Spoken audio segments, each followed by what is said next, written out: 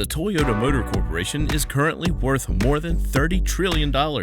As one of the most popular car companies on the planet, if you haven't driven a Toyota, you've certainly heard the name.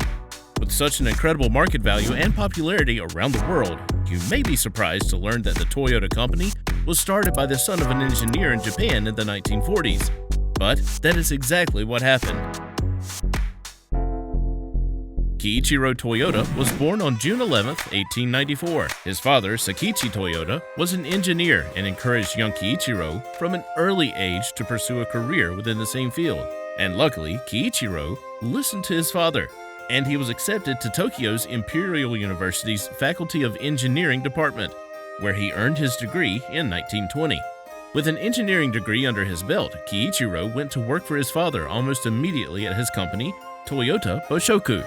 The company made tools and parts for various machines, including industrial looms. Although young Kiichiro worked tirelessly on his father's projects, he also started to realize that his passion was something entirely different: the automobile.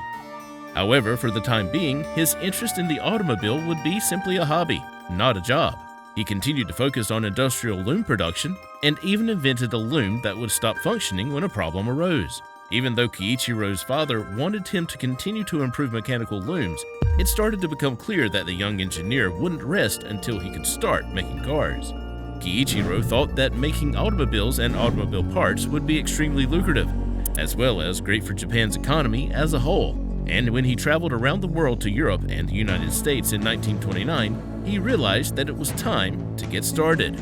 Luckily, that very same year, Toyota sold its patent for the automated loom to a company in the UK, and that money was enough to start making cars. By 1933, Toyota's motor division was up and running. Kiichiro was finally able to pursue his passion in earnest. In 1936, the Toyota Motor Corporation released its first vehicle, the Model AA sedan. The AA sedan looked and drove similarly to the contemporary cars on the market, such as those made by Chrysler.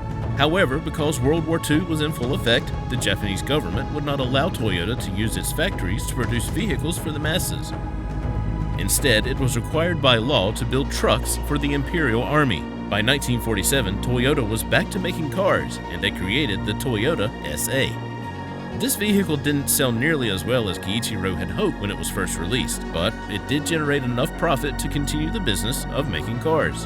Unfortunately, their luck didn't last long, as the Japanese government imposed a new economic regime that did quite a bit of damage to the automotive industry. The Toyota Motor Corporation was in trouble, like many other companies, but it was saved by the nation's central bank, the Bank of Japan. Though it wasn't smooth sailing from there, the next decade brought another war, the Korean War. But fortunately, the United States Army put in an order for 1,000 trucks from Toyota to use in the war effort, which helped the company in many ways. Not only did the order bring in a large profit just when they needed it, but the U.S. also paid for several members of the Toyota family to travel to the States to learn about American car manufacturing at the Ford Motor Company. This time spent at U.S. automobile factories changed the way Toyota made its cars forever. But sadly, Kiichiro would never see the success of the company which he had created. He passed away in 1952 and left his nephew, Eiji Toyota, in charge of the company he had dedicated his life to. Although Kiichiro was certainly the creator of the Toyota Motor Company, by all accounts, his nephew Eiji is who made it what it is today.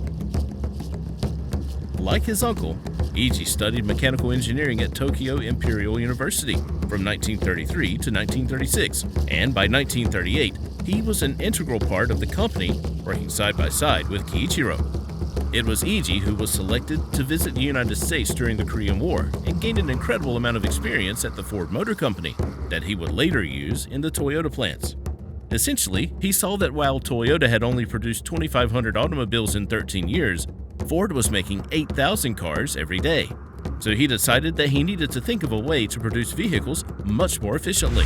From there, he more or less invented the barcode by labeling each of the parts on the assembly line, which certainly led to faster production. By 1955, with the new ideas in place, the Toyota Crown was released to rave reviews from around the country. And Eiji didn't stop there. He continued to grow the business throughout the decade by increasing its exportation of cars around the world. Instead of focusing exclusively on passenger purchase vehicles, Toyota made sure to work with the Japanese government as well as the governments in other countries around the world, such as in the Philippines and Latin America. They were incredibly successful as governments and people around the world were completely enamored with the Toyota Land Cruiser because of its design and dependability. And within only 5 years of intense development, Toyota opened a factory in Thailand, Brazil, and Australia, making it a worldwide sensation. But they didn't forget about their Japanese market as well. At exactly the same time as they expanded around the globe, Japan experienced amazing economic growth that allowed its residents to start making more money than they ever had before. And that meant they were able to start buying new cars, and they all went out and bought Toyotas. Specifically, they started buying the now famous Toyota Corolla. Kiichiro stayed on as the president of Toyota for the next 2 decades until 1981, when he officially retired. Then Kiichiro's son, Choichiro Toyota, took over as president.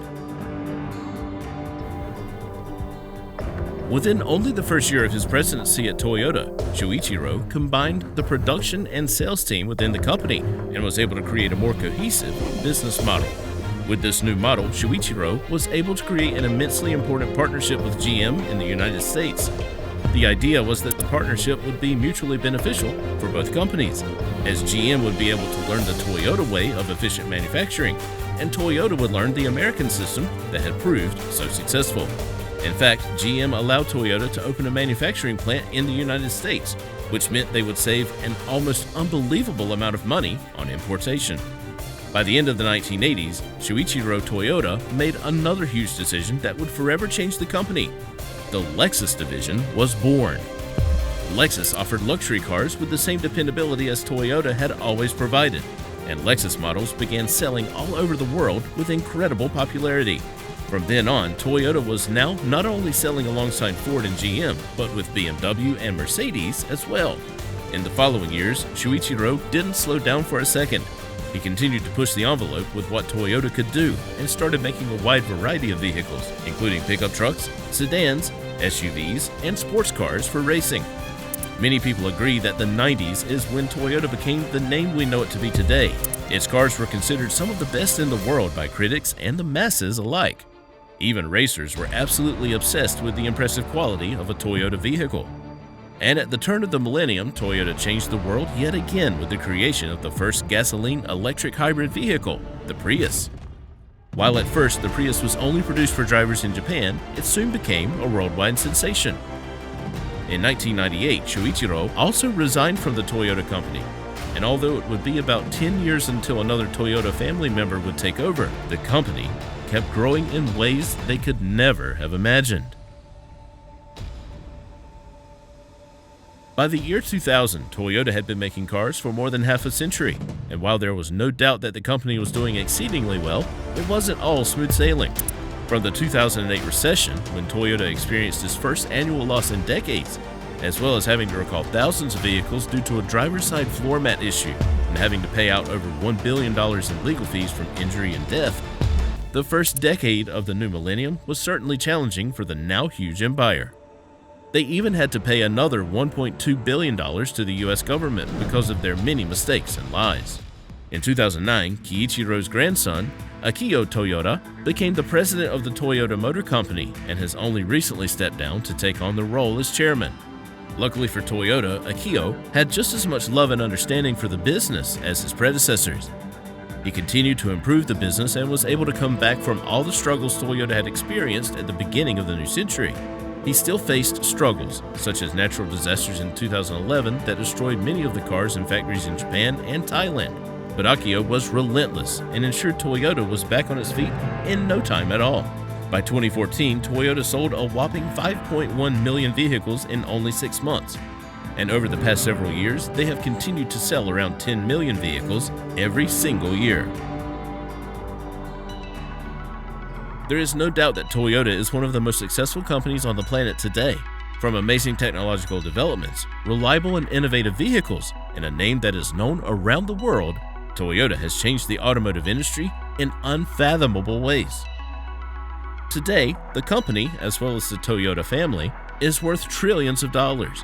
and it seems the sky's the limit for the brand as they continue to invest and study the newest technologies needed to create electric cars for new generations. To think that this entire company, Iconic Cars, and industry empire was started by a young engineer from Japan who originally made automated looms but had a passion for automobiles is almost unbelievable, but that is exactly what happened. Hungry for another fascinating business story?